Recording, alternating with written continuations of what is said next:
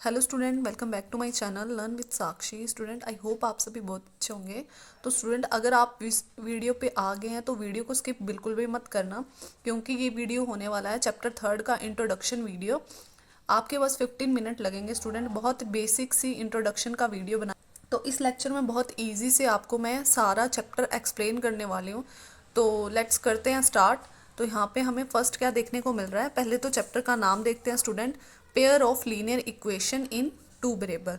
हमें चैप्टर के नाम से ही क्या मालूम चल रहा है, pair of linear equation. Student, पहले तो लीनियर इक्वेशन क्या होती है, जो कि हमने ऑलरेडी प्रीवियस चैप्टर में पढ़ा है, सेकंड चैप्टर में पॉलिनोमियल्स में, कि लीनियर इक्वेशन क्या होती है, ऐसी इक्वेशन जिसकी वेरिएबल की जो डिग्री होगी वो कितनी होगी, 1 होगी। जिस इक्वेशन में वेरिएबल की डिग्री 1 होती है उसको हम क्या बोलते हैं, लीनियर इक्वेशन। अब यहाँ पे बोला हुआ है pair of linear equation in two variable, कि दो वेरिएबल के अंदर लीनियर इक्वेशन कैसी होती है। तो दो वेरिएबल स्टूडेंट, आपने एक वेरिएबल वाली लीनियर इक्वेशन तो ये देख लिया, अब दो वेरिएबल बोला, इसका मतलब एक ही इक्वेशन के अंदर दो वेरिएबल होंगे। ठीक है, यहाँ पे देखो, यहाँ पे ये एक वेरिएबल x है, यहाँ पे दूसरा वेरिएबल y है। तो यहाँ पे क्या है, लीनियर इक्वेशन हमारे पास 3x + 4y + 2 = 0। अब यहाँ पे लीनियर इक्वेशन की जो दो वेरिएबल में होती है उसकी स्टैंडर्ड फॉर्म क्या होती है, ax + by + c = 0। जहाँ पे जो a है और b और c है वो क्या है, हमारे रियल नंबर होते हैं। जैसे यहाँ पे हैं 3, 4, 2, ये क्या है, रियल नंबर है ना। तो ये क्या होते हैं, हमारे रियल नंबर, और एक्स वाई क्या होते हैं, वेरिएबल होते हैं।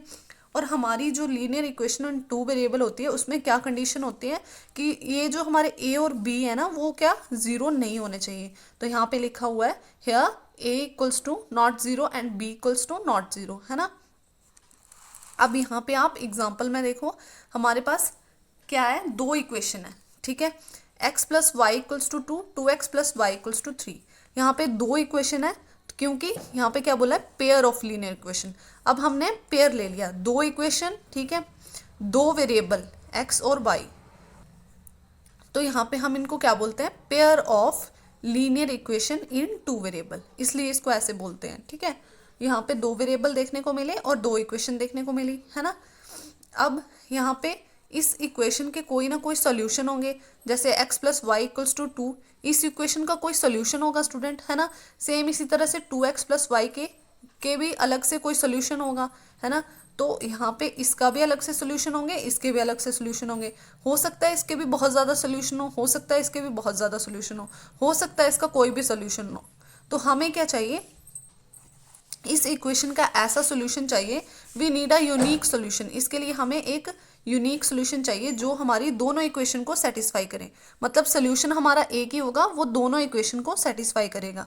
दोनों इक्वेशन को सेटिस्फाई करेगा, इसका मतलब जैसे मान लो कि अगर हमारे पास x = 1 है और y = भी 1 है। ठीक है, अब दोनों इक्वेशन में पुट करके देखो, अगर मैं यहाँ पे 1 पुट करती हूँ, यहाँ पे भी 1 आएगा, यहाँ पे भी 1 आएगा, 1 + 1 कितना हो गया, 2 हो गया, और यहाँ पे भी कितना था, 2 था। तो यहाँ पे left hand side right hand side की क्या हो रही है, इक्वल हो रही है। सेम इसी तरह से यहाँ पे भी देखो, 1 पुट करके देखो, x की जगह अगर 1 पुट करेंगे तो यहाँ पे 2 × 1 = 2, और y की जगह 1 पुट करेंगे तो यहाँ पे आएगा 1। 2 + 1 कितना हो गया, 3 हो गया। और सेम यहाँ पे राइट हैंड साइड में भी कितना है, 3 है। तो यहाँ पे left hand side right hand side बराबर हो रही है। तो हमारा जो x = y और x = 1 और y = 1 क्या है, एक यूनिक सोल्यूशन बन गया 1, 1 इस इक्वेशन, इन दोनों लीनियर इक्वेशन के लिए, जो हमारी दोनों इक्वेशन को सेटिस्फाई कर रहा है। और ये क्या है, एक यूनिक सोल्यूशन है, एक ही सोल्यूशन है जो कि दोनों इक्वेशन को सेटिस्फाई कर रहा है। इस वजह से इसको क्या बोलते हैं, यूनिक सोल्यूशन बोलते हैं। अब जर्नल फॉर्म क्या होती है linear equation in two variable की, जनरल फॉर्म क्या होती है, a1x + v1y + c1 = 0, a2x + v2y + c2 = 0। यहाँ पे आप एग्जाम्पल देखो, साथ में दो इक्वेशन ले ली, ठीक है, दो वेरिएबल वाली। तो यहाँ पे दो एग्जाम्पल देखो, 2 - 2x - 3y + 4 = 0, 3x + 5y - 5 = 0। अब इन दोनों इक्वेशन को इसके साथ कंपेयर करोगे तो स्टूडेंट यहाँ पे हमें क्या मिलेगा, जो x का कोफिशिएंट है फर्स्ट इक्वेशन में वो होगा हमारा a1 कितना होगा, 2 होगा, b1 कितना होगा, 3 होगा, एंड c1 कितना होगा, 4 होगा। सेम इसी तरह से a2 चेक करेंगे, a2 कितना होगा, 3 होगा, b2 कितना होगा, 5 होगा, c2 कितना होगा, -5 होगा। साथ में आपको साइन भी ध्यान रखना है, ओके। तो यहाँ पे हमें A1 B1 C1 और A2 V2 C2 की सबकी वैल्यूज मिल रही है इनको कंपेयर करने पे। स्टैंडर्ड फॉर्म से जब हम कंपेयर कर रहे हैं तो जो ये हमारी A1 B1 C1 and A2 B2 C2 जो हमारी वैल्यूज है वो क्या होंगी, हमारी रियल नंबर होंगी, जैसे काउंटिंग में होंगी, है ना, वो हमारी रियल नंबर होंगी। और ये जो x और y है वो तो क्या है, वेरिएबल है हमारे, ठीक है, दो वेरिएबल है। तो आई होप आपको यहाँ पे समझ आ गया कि इनके जो कॉफिशिएंट है वो क्या है, वैल्यूज है किसकी, A1 B1 C1 and A2 B2 C2 की। तो यहाँ तक अगर आपको क्लियर हो गया तो करते हैं नेक्स्ट। नेक्स्ट में यहाँ पे आपको क्या देखने को मिल रहा है, यहाँ पे स्टूडेंट मेन क्या है हमारा, pair of linear equation in two variable.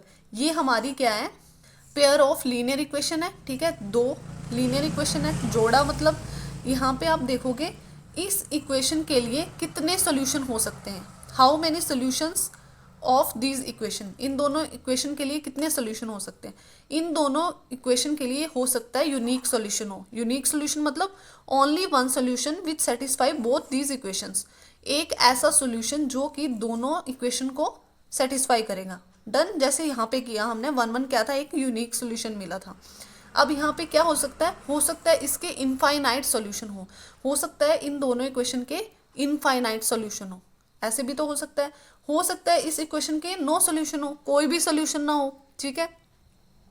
तो ये हमें कैसे पता चलेगा कि इन दोनों इक्वेशन के कैसा सॉल्यूशन है, यूनिक सॉल्यूशन है या इनफाइनाइट है या नो सॉल्यूशन है। तो ये चेक करने के लिए हमें दो चीज़ें देखनी पड़ती हैं। With two things you can know how many solutions, हमें दो चीज़ों से पता चल जाता है कि इन दोनों इक्वेशन के कितने सॉल्यूशन होंगे, ठीक है। एक तो है अलजेब्रिक मेथड, ठीक है, और सेकंड है ग्राफिकल मेथड से।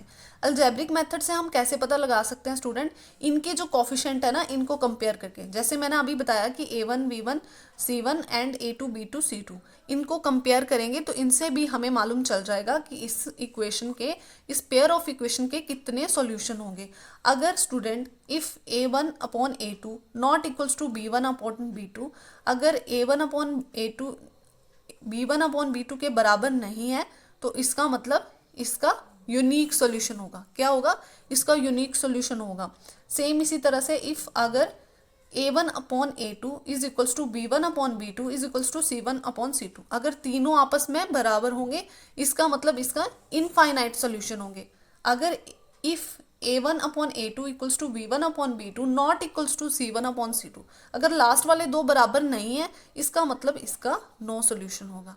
समझ आ गया कि अगर लास्ट वाला बराबर नहीं होगा तो इन इक्वेशन के नो सॉल्यूशन होंगे, ठीक है। ये जो पेयर ऑफ इक्वेशन है इसका कोई भी सॉल्यूशन नहीं होगा, तो हम ऐसे चेक कर सकते हैं, ठीक है।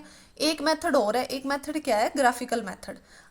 अगर हमें देखना है कि इन इक्वेशन के जो पेयर ऑफ इक्वेशन है इसका क्या सॉल्यूशन होगा, तो हम क्या करते हैं, इस इक्वेशन के लिए, इन इक्वेशन के लिए हम ग्राफ ड्रॉ करते हैं, ठीक है।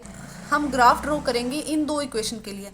अगर इक्वेशन का ग्राफ जो आया वो इंटरसेक्टिंग लाइन आया, जैसे हमारे पास ऐसे होता है ना, ये होती है वाई, ये आ गई एक्स एक्सिस, ये आ गई वाई एक्सिस, ठीक है। अगर हमारे पास ऐसा कोई ग्राफ बन रहा है, ठीक है, ये जो पॉइंट आया, ठीक है, अगर इंटरसेक्टिंग लाइन आ गई तो हम क्या बोलेंगे कि ये जो इक्वेशंस हैं, पेयर ऑफ इक्वेशन है, इसका यूनिक सॉल्यूशन होगा। यूनिक सॉल्यूशन मतलब कोई एक ऐसा सॉल्यूशन होगा जो कि दोनों इक्वेशन को सेटिस्फाई करेगा स्टूडेंट।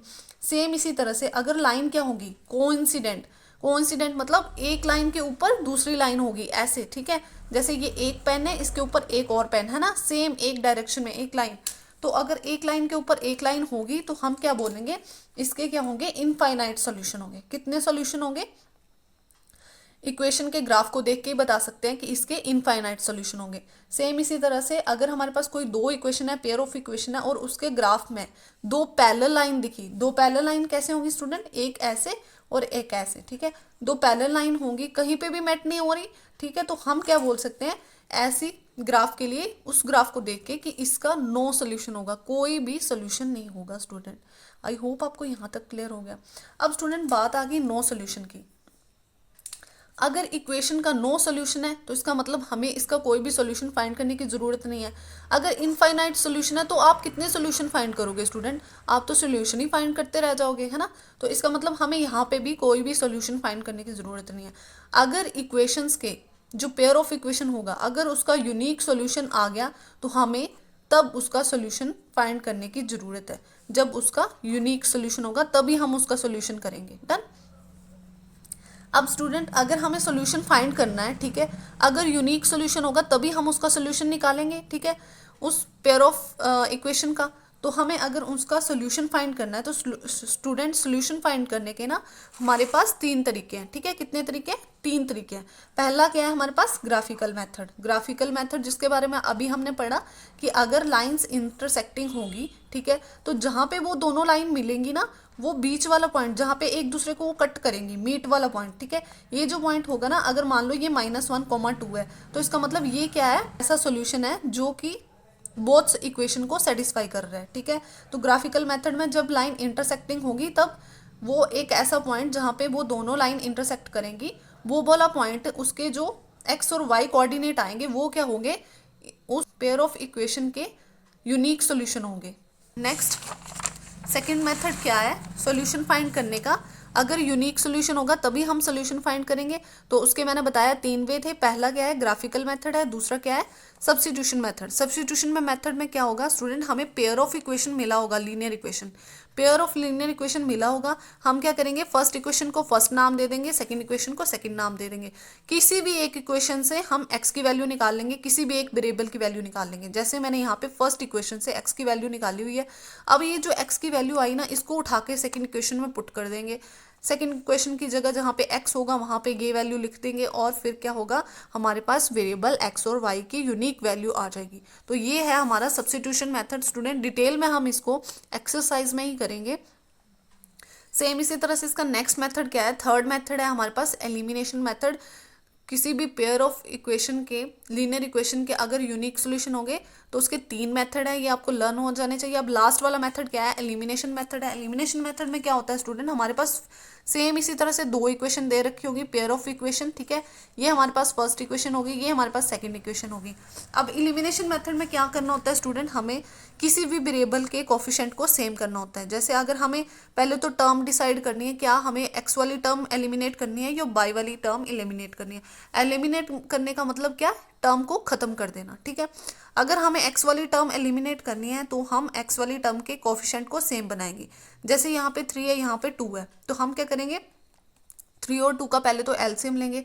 3 और 2 का एलसीएम कितना होता है? 6 होता है। तो हमें क्या करना है? इसके कोफिशिएंट के दोनों कोफिशिएंट को 6 बनाना है। इसके कोफिशिएंट को भी 6 बनाना है, इसके कोफिशिएंट को भी 6 बनाना है। अगर हमें इनके कोफिशिएंट को 6 बनाना है तो हमें किससे मल्टीप्लाई करना चाहिए? तो हम पूरी इक्वेशन को 2 से मल्टीप्लाई कर देंगे। जैसे हम पूरी इक्वेशन को 2 से मल्टीप्लाई करेंगे ना स्टूडेंट, तो ये क्या हो जाएगा? 6x बन जाएगा फर्स्ट टर्म, फिर सेकंड 4y बन जाएगा, और ये कांस्टेंट टर्म 22 बन जाएगी मल्टीप्लाई होने पे। सेम इसी तरह से इसकी भी फर्स्ट टर्म को हमें क्या, एक्स वाली टर्म को 6x बनाना है, तो हम इसको 3 से मल्टीप्लाई करेंगे। 3 से मल्टीप्लाई करेंगे तो ये भी 6x बन जाएगा, फिर 3 3 9 एंड 6 3 18 बन जाएगा। अब इसके बाद स्टूडेंट हमें इन जो आएगा ना, इनको मल्टीप्लाई करने पे हमारे पास इक्वेशंस आएंगी। उन दोनों इक्वेशन को या तो हमें ऐड कर देना है या तो हमें सब्ट्रैक्ट कर देना है। और ऐड और सब्ट्रैक्ट करके हमारे पास किसी एक वेरिएबल की वैल्यू आ जाएगी। फिर वो एक वेरिएबल की वैल्यू उठा के हम फर्स्ट या सेकंड किसी भी इक्वेशन में रख देंगे। बस हमारे पास क्या आ जाएगा? दोनों एक्स और वाई की वैल्यूज आ जाएंगी। वो हमारा क्या होगा? यूनिक सॉल्यूशन हो जाएगा।